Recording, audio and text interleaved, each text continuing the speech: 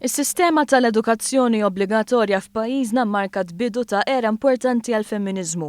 Għal dan il-Prim Ministru Joseph Muscat waqt diskussjoni maħsuba biex timmarka 70 sena ta' edukazzjoni obbligatorja.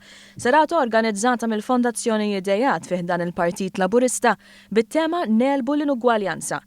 Il-Prim Ministru Muscat fakkar kif il-bidu ta' din is-sistema fissret li n-nisa ma baqgħux jinżammu lura minħabba viżjonijiet partikolari tas-soċjetà u li dawn inħarġu minn bozza paternalistika. Inota wkoll li 70 sena wara din is-sistema għadha qed toħloq il-frott anki fost dawk li qabel kienu jitqisu bħala batuti f'dawk li huma riżultati akademiċi. Però irrimarka kif il-biċċa l-kbira ta' dawn it-tip ta' suċċessi huma grazzi għall-interess ġenwin li jieħdu l-allema li għażlu li jinvestu iktar ħin milli mitlub biex l-istudent jimxi l qudiem.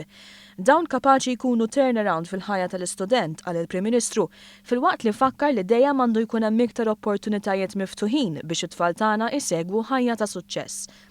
Ridu nilħu l-tfal kollha u niftħulhom toroq u opportunitajiet differenti ma jkunx hemm dead ends irrispettivament mill-isfond soċjali li tfal ġejjin minnu. Dan jista' jsir biss jekk nofru alternattivi u toroq differenti.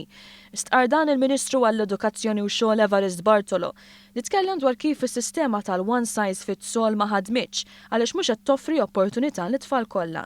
Għaldaqstant inbeda l-proċess li noffru iktar opportunitajiet u qed taħdem.